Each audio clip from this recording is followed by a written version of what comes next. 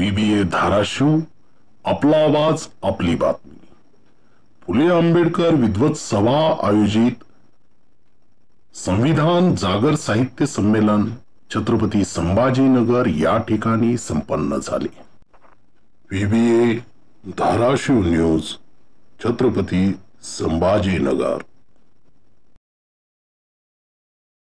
सगळा प्रकार हा फेसबुक वरती सातत्याने येत होता, वर्तमानपत्रावरती गाजत होता. आपल्यापैकी एक पण पोस्ट नाही पडू शकत आम्ही मृणालिनी आहेरांच्या बाजूने आहोत म्हणून.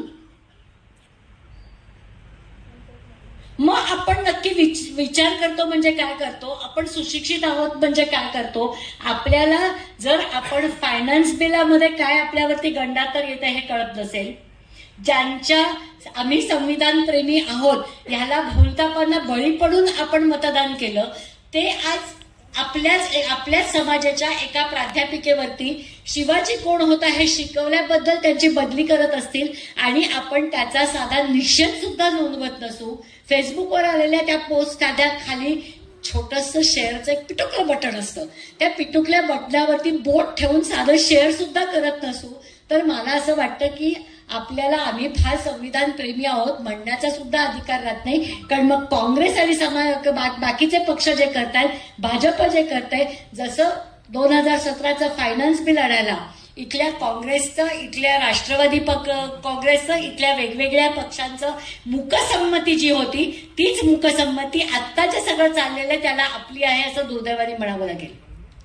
आपल्याला खऱ्या अर्थाने संविधान टिकवायचं असेल तर बाबासाहेबांनी प्रबुद्ध भारत सुरू करताना, बाबासाहेबांनी दीक्षा घेताना जो काही एक भारत प्रबुद्ध करण्याचा मार्ग स्वीकारला होता आणि त्या प्रबुद्ध करण्याच्या मार्गामध्ये फक्त पदव्यांचं शिक्षण नव्हतं, फक्त सरकारी नोकऱ्या नव्हत्या.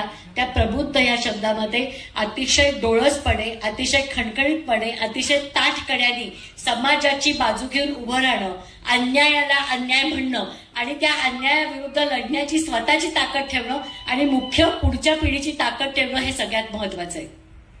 मध्यंतरी सम्यक विद्यार्थी आंदोलनाची पुनर्रचना डोक्यात आणला जात होतो, त्याच्यावरती कायदेशीर आणि रस्त्यावरची उतरून लढाई करणं हे आत्ता खूप गरजेचं आहे.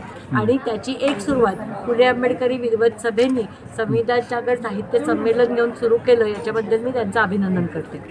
राज्यामध्ये ठिकठिकाणी करणार? हो, राज्यामध्ये ठिकठिकाणी हे होणार आहे.